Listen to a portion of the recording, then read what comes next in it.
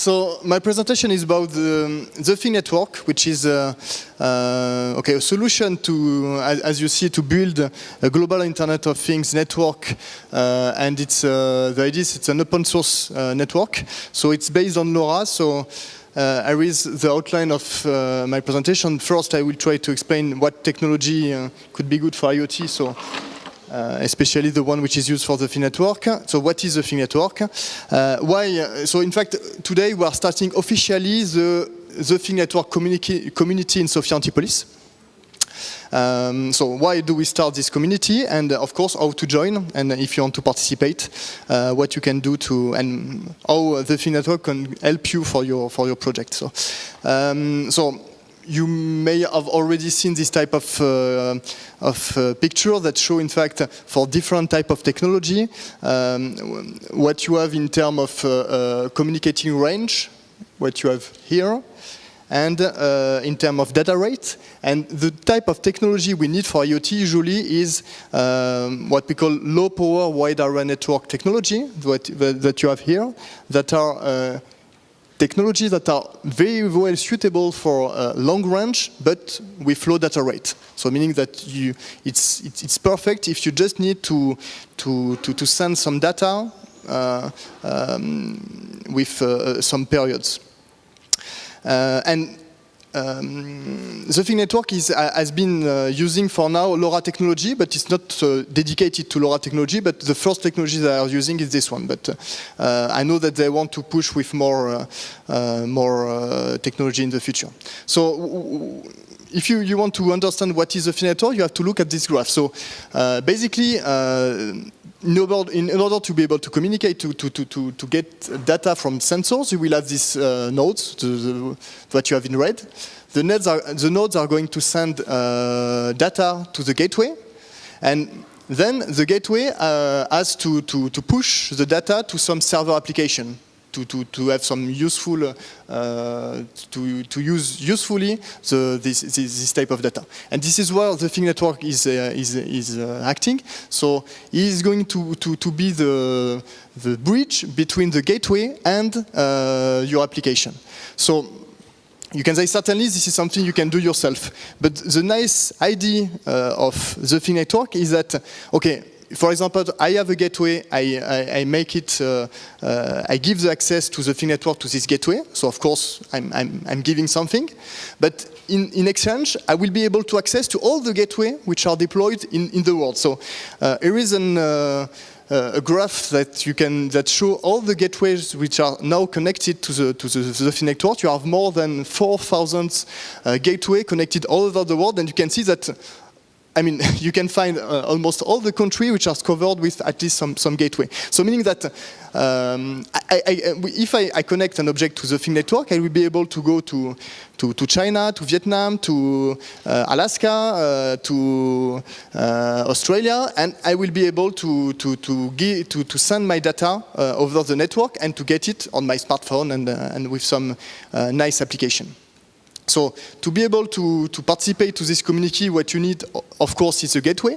So you have we have seen some nice work on LoRa gateway, but you have just to know that, for example, with this type of very simple gateway, which are just a Raspberry Pi with a gateway board, is less than 200 euro for now. And with this one, you can connect up to 10,000 objects. And then, of course, you need nodes. And at this time, you can develop nodes for very, very low price. So just if you combine an Arduino with some LoRa transceiver, you can have a working node for less than 10 euro. For example, with these nodes, just with a single battery, you can have an autonomy of more than 5 years, just with a lithium 3.3 volt battery. So in a very simple way, you can have something, your own IoT network, which is participating to covering all the world with this type of network. So just to tell you, this type of board is open source. I have a GitHub with all the PCB layout and also the code, Arduino code to run it for the different application. You can connect a lot of different sensors, accelerometer, temperature, and so on.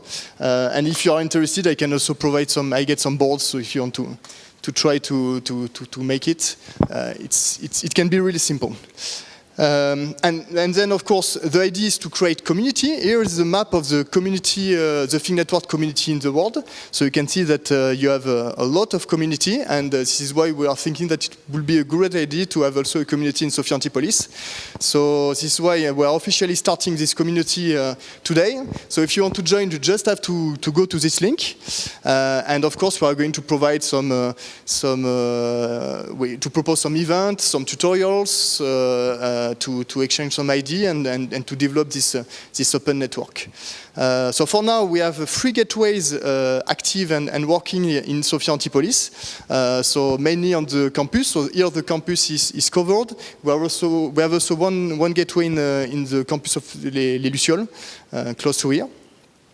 So this is the end of my presentation. So you are the network, and let's build this thing together.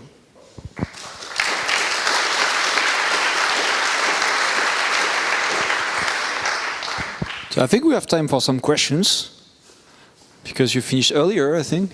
Yeah, you have 3 minutes, 40 seconds. Okay. So just to say that the Think Network was created in 2015. Excuse me. The Think Network was created in 2015. So, I mean, you see how many gateways you have. Yes, my question is about the product, which is at 200 euros, because you say if you're using it, it's possible to have access to 10,000. Connect up to 10,000 objects. Okay, so it means that we can have access to the data from other or not?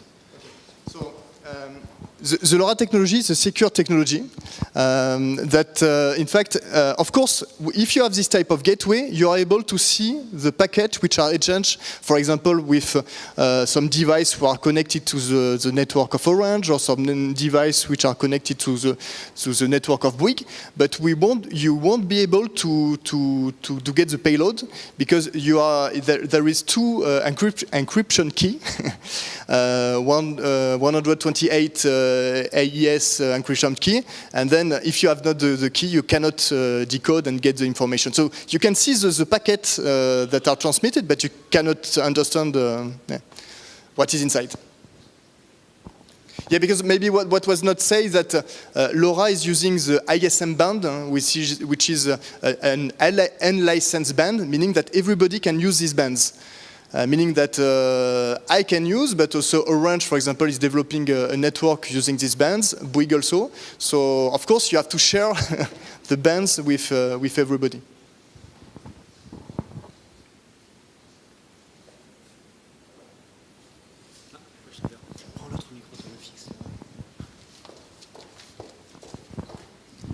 So, thank you very much. You said that these bands are unlicensed. Is there a risk that they can be overcrowded if there will be too many devices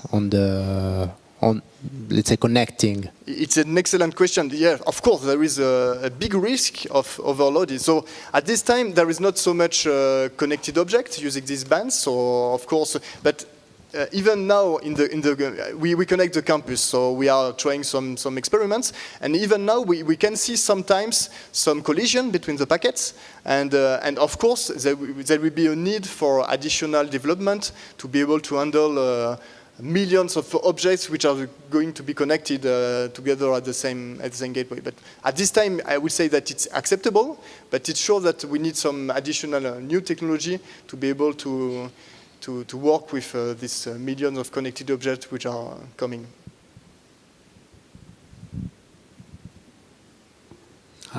Yeah.